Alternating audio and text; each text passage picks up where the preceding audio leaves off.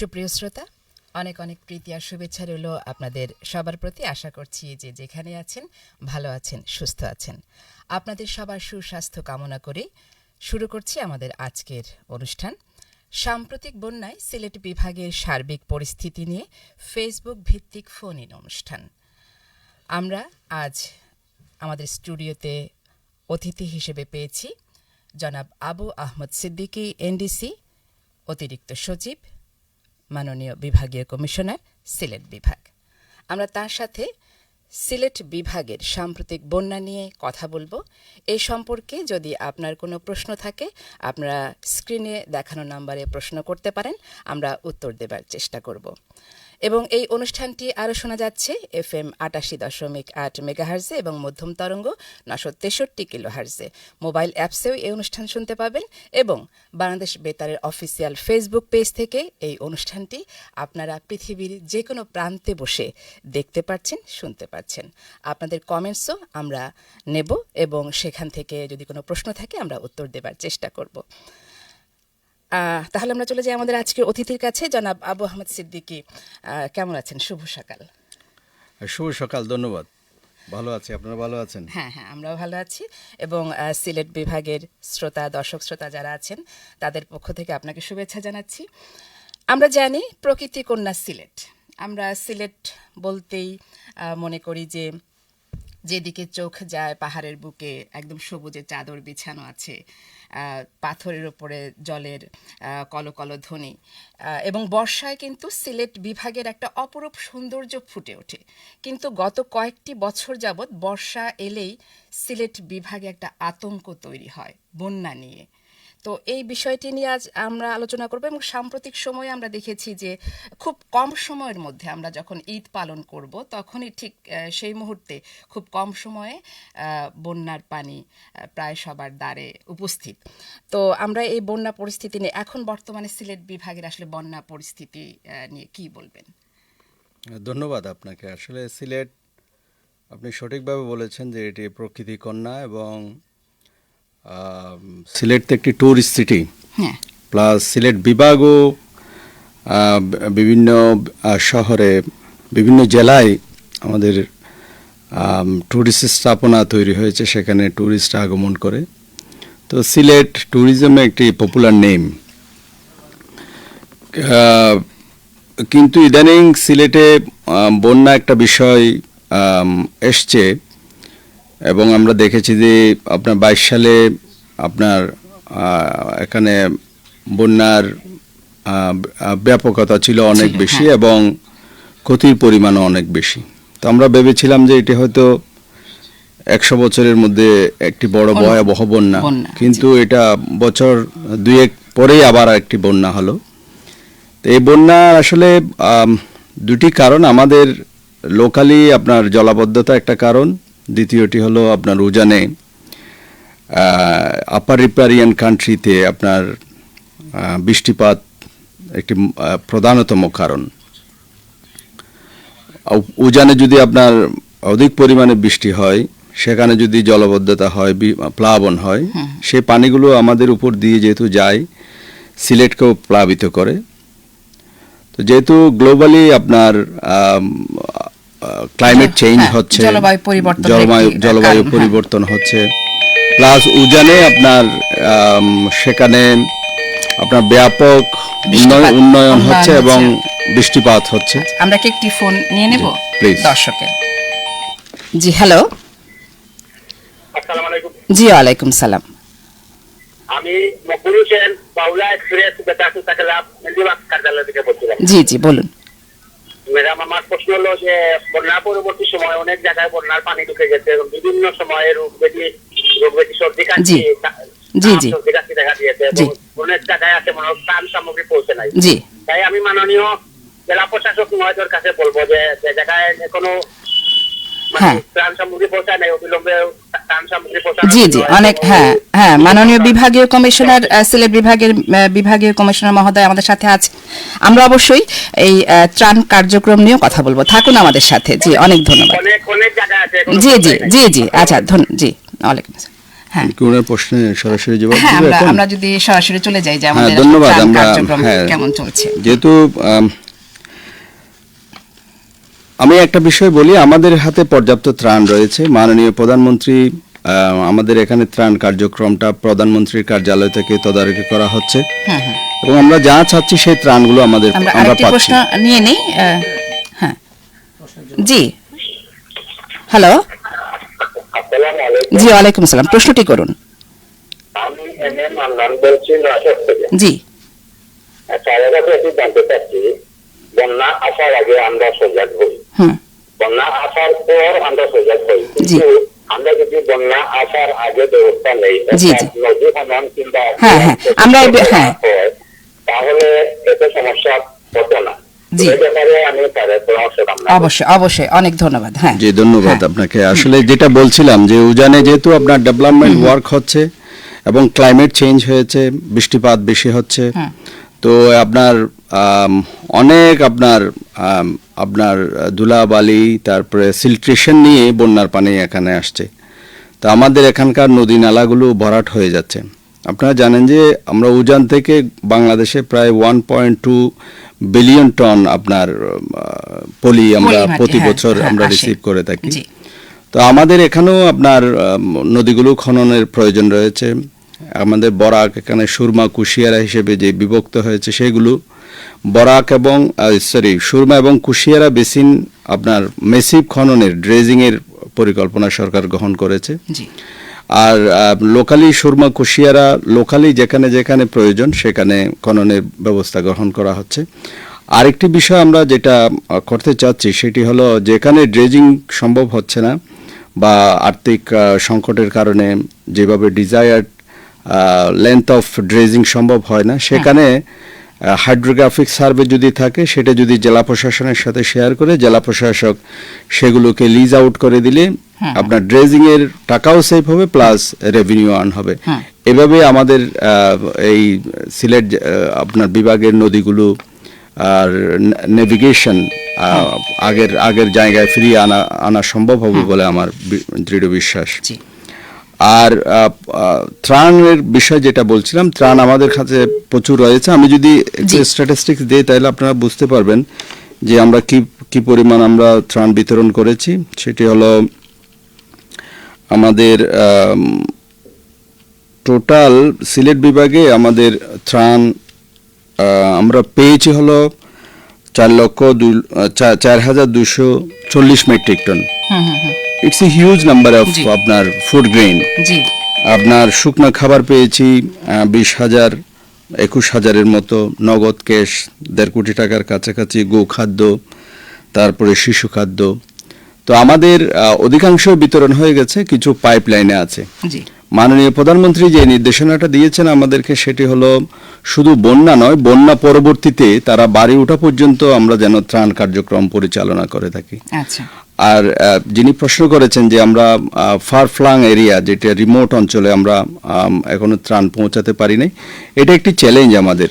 যারা আশ্রয় কেন্দ্রে এসছে তারা একাধিকবার আমরা ত্রাণ দিয়ে দিচ্ছি এবং তারা দে আর ভেরি কমফোর্টেবল। স্থানীয় লোকজনও সেখানে আসছে। তো আমাদের যেহেতু বাহনের একটা চ্যালেঞ্জ আছে, সে কারণে অনেক দূরে যাওয়াটাও ডিফিকাল্ট। তারপর আমরা পৌঁছাচ্ছি স্থানীয় চেয়ারম্যানদেরকে। আর জি জি, আরেকটা চ্যালেঞ্জ হলো আপনার এই যে হাওড় এলাকায়, সেটা হলো এক একটা ঘর অন্য এলাকা থেকে অনেক দূরে, বিচ্ছিন্নভাবে এই ঘরগুলো রয়েছে, সেখানে পৌঁছানো একটু ডিফিকাল্ট।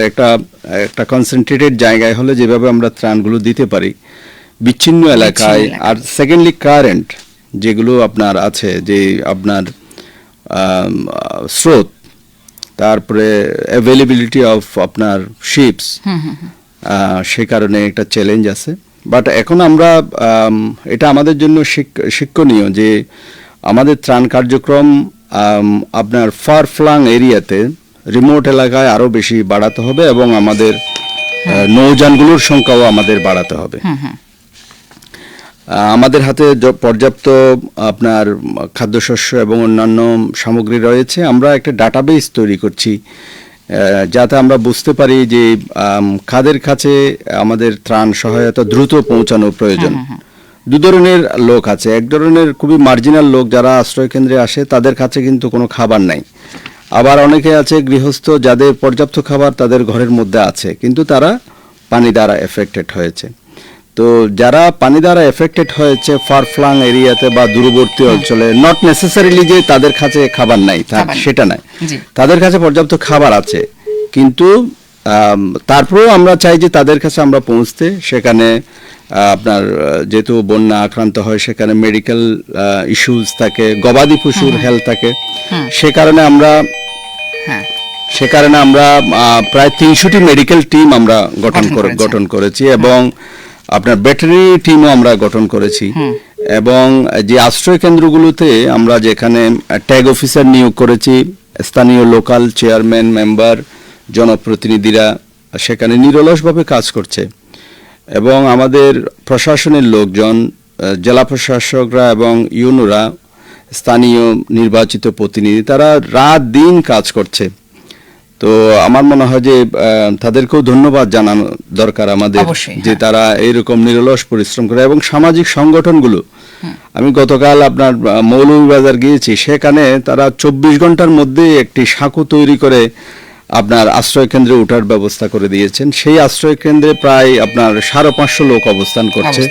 সেখানে আপনার গর্ভবতী মা সহ বাচ্চা সহ তারা সেখানে অবস্থান করছে। তো এবং স্থানীয় যারা নেতৃবৃন্দ আছে, যারা অবস্থা সম্পন্ন লোক, তারাও এগিয়ে এসছে ত্রাণ কার্যক্রমে, এবং প্রবাসী যারা আছে তারাও এই কার্যক্রমের সাথে সম্পৃক্ত হয়েছে। তো যেহেতু বাংলাদেশ একটি big delta in the world, এটা ক্লাইমেট চেঞ্জ হচ্ছে, বিশ্ব আপনার উষ্ণায়ন হচ্ছে, এগুলোর প্রভাব আমাদের থাকবে। এবং ভবিষ্যতে এই বন্যা কিন্তু শেষ বন্যা নয়, ভবিষ্যতেও এরকম বন্যা আমাদের হবে, এবং উজানে বৃষ্টি হলে এই ধরনের বন্যা আমাদের হবে। তা আমাদের যেটা প্রয়োজন সেটি হলো রেজিলিয়েন্স, শুধুমাত্র ত্রাণের উপর নির্ভর করা না, নিজেরা কিভাবে স্বাবলম্বী হব এবং এই সমস্ত দুর্যোগকে কিভাবে মোকাবেলা করব, সেই প্রস্তুতি আমাদের দরকার। এবং আপনারা জানেন যে বাংলাদেশ হলো যে বিশ্বের সবচেয়ে দুর্যোগময় একটি দেশ, এবং এই দুর্যোগ মোকাবেলায় কিন্তু বাংলাদেশ চ্যাম্পিয়ন। বাংলাদেশের ঘুরে দাঁড়ানোর শক্তি অপরিসীম।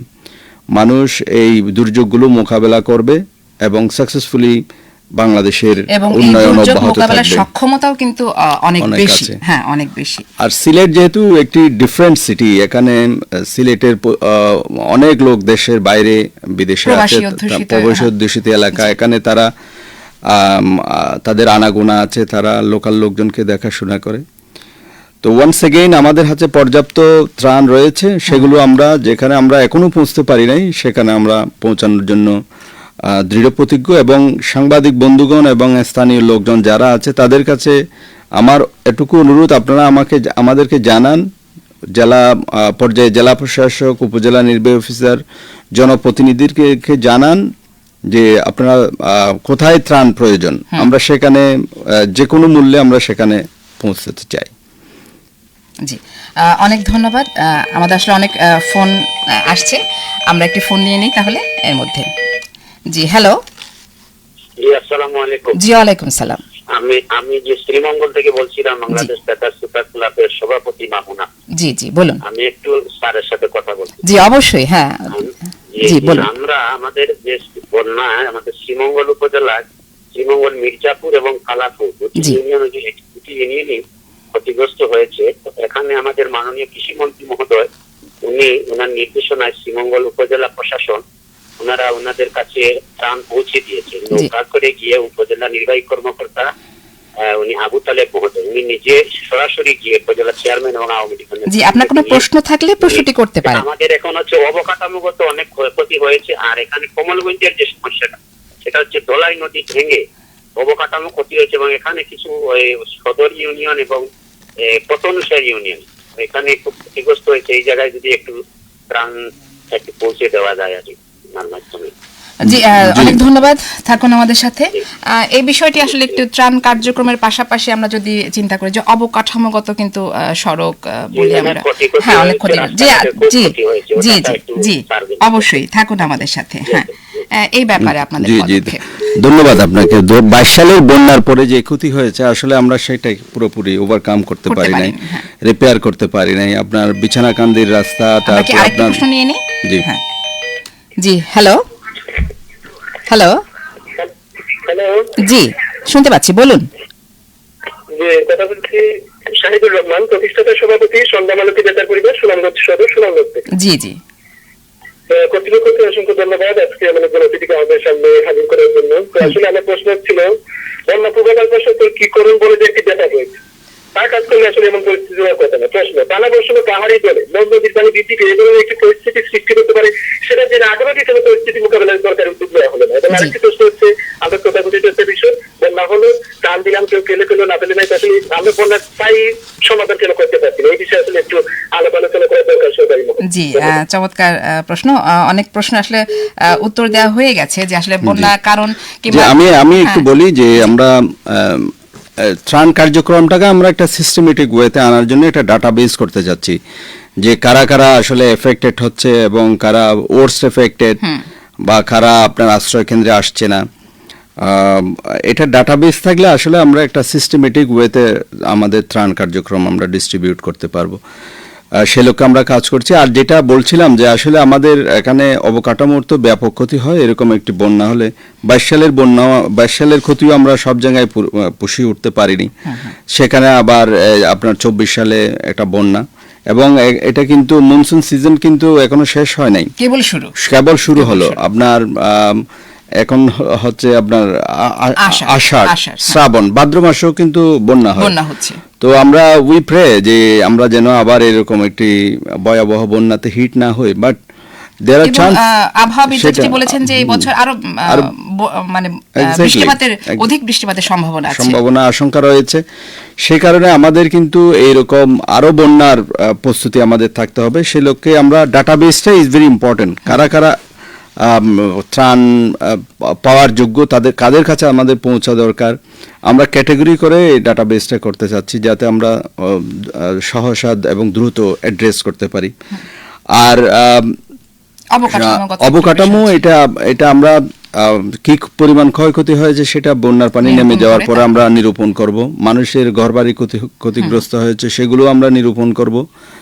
এবং সরকার তো অলওয়েজ, যেহেতু সিলেট একটু ডিফারেন্ট সিটি, এখানে এটা ট্যুরিস্ট সিটি বলতে পারেন, ট্যুরিস্ট এরিয়া বলতে পারেন, সে কারণে এখানকার রাস্তাঘাটগুলো আসলে রিপেয়ার না করে রাখার সুযোগ থাকে না।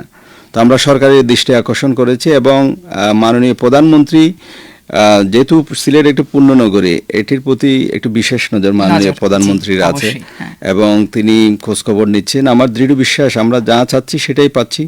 ত্রাণ পর্যাপ্ত পেয়েছি, এবং অবকাঠামো হাতেও আমরা যে বরাদ্দ চাইবো ডেফিনেটলি আমাদের রেসপেক্টিভ ডিপার্টমেন্ট সেটা পাবে। জি অনেক প্রশ্ন। জি হ্যালো, আসসালামু আলাইকুম। জি ওয়ালাইকুম সালাম। আমি এমএম আন্নান আবারও বলছি। জি আমি তার কাছে অনুরোধ করছি যে অনেক মধ্যবিত্ত পরিবার আছে যারা ত্রাণ খাড়াখাড়ি করে নিতে পারে না, ঘরে ঘরে যাতে তাদের ঘরে ঘরে যাতে পৌঁছানো যায় সেই ব্যবস্থাটা যদি করা যায় তাহলে ধন্যবাদ। জি ধন্যবাদ আপনাকে। যে আসলে অনেক ধন্যবাদ। এটি কিন্তু তিনি খুবই যথার্থই বলেছেন যে আসলে অনেক লোক আছে যারা আসলে ত্রাণের লাইনে দাঁড়াতে পারবেন না তাদের আত্মসম্মানের কারণে। আমি সিলেটের একটি আপনার ট্রাস্টের মতোয়াল্লি, আপনার কেবি ইয়াহিয়া, আপনার এখানে জিতুমিয়ার একটি বড় ট্রাস্ট আছে, তিনি সে যে উইলটা করেছেন সেখানে কিন্তু তিনি স্পেসিফিক এই শ্রেণীর কথাটা বিশেষভাবে বলেছেন যে আমরা যেন তাদেরকে সহায়তা করি যারা আপনার তাদের চক্ষু লজ্জা বা সামাজিক কারণে হাত পাততে পারে না, তাদেরকে অ্যাড্রেস করাটা আমাদের মূল লক্ষ্য। এবং আমরা ডাটাবেজে আমরা এই শ্রেণীটাকেও রাখবো যারা আসলে ভালনারেবল শ্রেণী, কিন্তু তাদের আত্মসম্মানের কারণে তারা আসতে পারে না, লাইনে দাঁড়াতে পারে না, তাদের কাছেও আমরা পৌঁছবো ইনশাল্লাহ, আমাদের দৃঢ় বিশ্বাস। এবং আমরা যে ত্রাণ পেয়েছি আমরা বলেছি যে ডাটাবেজের পরে আমরা যদি আমাদের আমরা পিন পয়েন্ট করতে পারবো আমাদের আসলে যে ত্রাণ পেয়েছে এটা কি সাফিসিয়েন্ট কিনা। আমাদের 4,500 মেট্রিক টনের মতো আমরা ফুড গ্রেন পেয়েছি। এটি সাফিসিয়েন্ট না হলে এটা যদি আরও বেশি প্রয়োজন হয় ডেফিনেটলি আমরা সরকারকে এটা জানাবো ফিল্ড অ্যাডমিনিস্ট্রেশন থেকে যে নো আমাদের এই 5,000 metric ton is not sufficient. এটা যদি 10 কেন 15,000 20,000 মেট্রিক টনও যদি প্রয়োজন হয় উইল আস্ক, এবং সরকার এটা দিবে। সরকার তো এই আপনার দুস্থ এবং অসহায় এবং বন্যা আক্রান্ত মানুষের জন্য তো অকাতরে দিতে যাচ্ছে।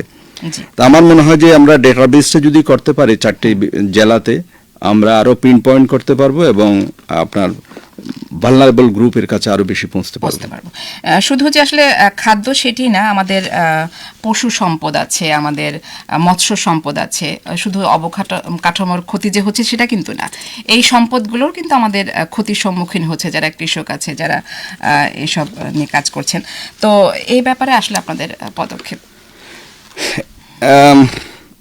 আপনার বলেছি আমি শুরুর দিকে যে আমরা অনেকগুলো মেডিকেল টিম করেছি এবং হাওড়া অঞ্চলে যাতে আপনার মোবাইল ক্লিনিক যেন আমরা করতে পারি, যে নৌকাগুলো নিয়ে যেখানে দূর দূরান্তে যেন যেতে পারে, এবং মোবাইল অ্যাম্বুলেন্সের কথাও আমরা বলছি, ভাসমান অ্যাম্বুলেন্সের কথাও বলছি যাদেরকে নিয়ে আসতে পারে।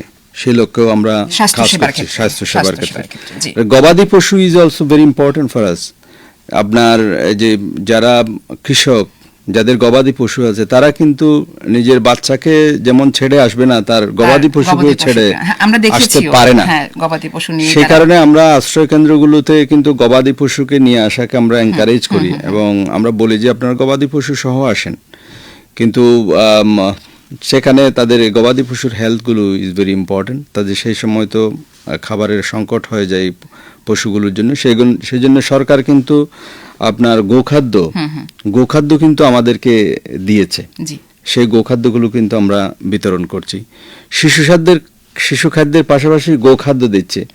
এটি কিন্তু ইটস এ বিগ ডেভেলপমেন্ট যে আমাদের ক্যাটেল হেডগুলো ইজ অলসো আমাদের অ্যাসেট এবং ইজ ভেরি ইম্পর্টেন্ট।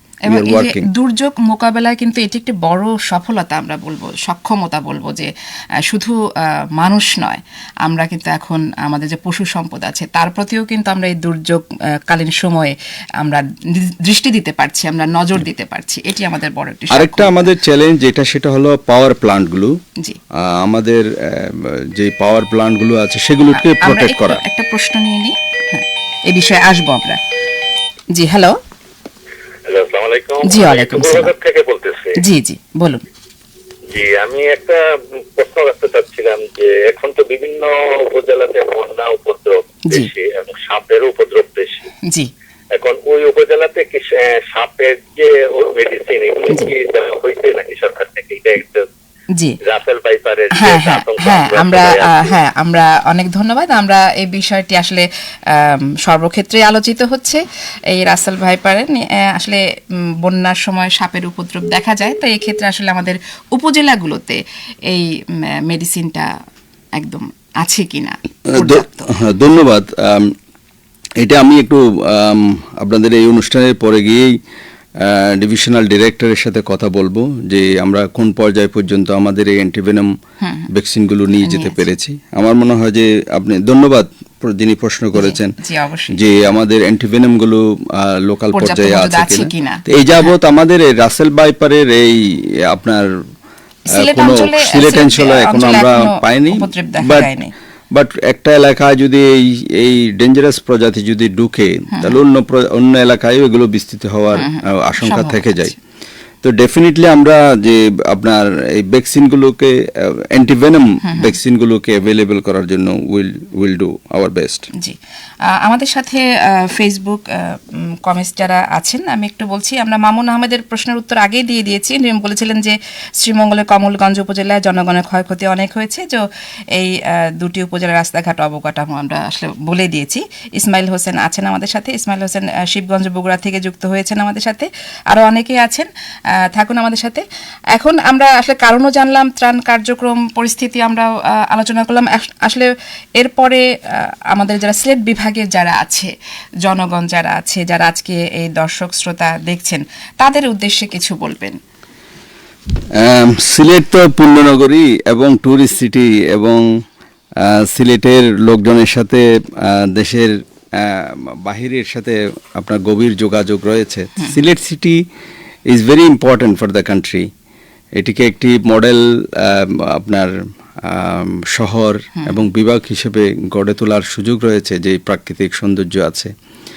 তো আমার মনে হয় যে শুধু সরকারের একার পক্ষে এটি সম্ভব নয়। আমরা যারা প্রাইভেট এন্টারপ্রেনার্স আছে তাদেরকেও আহ্বান জানাচ্ছি এখানে আরও ইনভেস্ট করার জন্য। ইনভেস্টের সুন্দর পরিবেশ বাংলাদেশে বিদ্যমান, তারা ইনভেস্ট করুক, আসুক, দেখুক। আর প্যানিক না হওয়া, প্রথমে যেটা বলছিলাম যে বাংলাদেশ যেহেতু একটা ভৌগোলিক অবস্থার কারণে, ক্লাইমেট চেঞ্জের কারণে এ ধরনের দুর্যোগ আমাদেরকে ফেস করতে হবে ইন ফিউচার আরও বেশি হয়তো পরিমাণে। তো আমাদের এটা মনোবল শক্ত করতে হবে। এক সময় তো বন্যা ঘূর্ণিঝড়ে বিপুল পরিমাণ মানুষ মারা যেত, ক্ষয়ক্ষতি হতো, সে তুলনায় কিন্তু ক্ষয়ক্ষতি নাই। তো আমরা আতঙ্কিত না হওয়া, আর এখন যেহেতু কমিউনিকেশন সহজ আছে, তো এটা আমাদেরকে জানানো, আমার মনে হয় যে আমরা যদি জানতে পারি যে কোথায় কোথায় আপনার ত্রাণ পৌঁছে নাই, সেটি শুধুমাত্র আমরা এই বন্যাকে এবং ত্রাণকে সেটা শুধুমাত্র অ্যাডক বেসিসে আমরা এখানে শেষ করতে চাই না। এটা আমরা শেষ পর্যন্ত দেখতে চাই যে কাদের কাছে আসলে আমরা পৌঁছতে পারি নাই, বা কারা আমাদের বিয়ন্ড রিচ রয়ে গেছে, তাদের কি চাহিদা, এটাকে আমরা ডিব্রিফিং করতে চাই। যে আমাদের টোটাল এক্সারসাইজের পরে আমাদের কি করণীয়, কোথায় আমাদেরকে অ্যাড্রেস করতে হবে, সেটা আমরা সরকারকে জানাতে চাই। জি জি, অনেক ধন্যবাদ আপনাকে। এবং আমি রিকোয়েস্ট করব যে আতঙ্কিত না হওয়া, প্রশাসনের সাথে গুজব তৈরি না করা, হ্যাঁ, আর যে ত্রাণ পাচ্ছে কিন্তু ত্রাণ আরো পাওয়ার জন্য ত্রাণের অভাব, এই ধরনের কোনো রিপোর্ট যেন না করা হয়, এটাতে বিভ্রান্ত হয়। আমরা যারা ত্রাণ কার্যক্রমের সাথে জড়িত, যারা রাত দিন পরিশ্রম করছে, যারা রাতে ঘুমাচ্ছে না, তারা কিন্তু ডিমোটিভেটেড হয়ে যায় আমরা যখন এই ধরনের রিপোর্ট করি। তো আমি যারা এই সোশ্যাল মিডিয়াতে বা অন্যান্য জায়গায় এই ধরনের রিপোর্ট করে, তাদের প্রতি অনুরোধ যে আপনারা আমাদের সাথে কথা বলেন, আমাদেরকে জানান কোথায় আপনার অ্যাড্রেস করতে হবে। We are always ready to address, এবং আমরা সব জায়গায় যেতে চাই, সকল মানুষের কাছে পৌঁছতে চাই। জি জি, অবশ্যই। অনেক ধন্যবাদ আপনাকে, জনাব আবু আহমদ সিদ্দিকী, এনডিসি বিভাগীয় কমিশনার অতিরিক্ত সচিব, সিলেট বিভাগ, সিলেট। আমরা এতক্ষণ কথা বললাম সাম্প্রতিক সময়ে যে বন্যার বিভিন্ন বিষয় নিয়ে, ত্রাণ কার্যক্রম নিয়ে, জলবায়ু পরিবর্তনের কারণে আসলে আমরা দুর্যোগের মুখোমুখি বারবারই হচ্ছি। আমরা এটাকে কিভাবে ওভারকাম করতে পারি, কিভাবে এর থেকে উত্তরণ করা সম্ভব, সেটি নিয়েও আমরা আলোচনা করলাম। তো দর্শক শ্রোতা যারা এতক্ষণ আমাদের সাথে ছিলেন, অনেক ধন্যবাদ। এবং যেটি স্যার বললেন যে শুধুমাত্র প্রশাসন নয়, জনগণকেও এগিয়ে আসতে হবে। আপনার কি দায়িত্ব আছে? আমরা যেখানে সেখানে পলিথিন ফেলে দিচ্ছি, ড্রেন ভরাট করছি, কিংবা আমাদের ময়লা আবর্জনাটা কোথায় ফেলছি, এটিও কিন্তু জলাবদ্ধতার অন্যতম একটি কারণ। তো শুধুমাত্র প্রশাসনের প্রতি নির্ভর না থেকে আসুন, নাগরিক হিসেবে আপনার যে কর্তব্য, দায়িত্ব আছে, সেটি যদি পালন করি, তাহলে আমরা হয়তোবা এই দুর্যোগ অনেকটাই মোকাবেলা করতে পারবো। আমাদের পুণ্য নগরী সিলেটকে আমরা বন্যামুক্ত রাখতে পারবো। আসুন, মানুষ হয়ে মানুষের পাশে দাঁড়াই, এটি আমাদের প্রত্যাশা। সবাই ভালো থাকুন, সুস্থ থাকুন।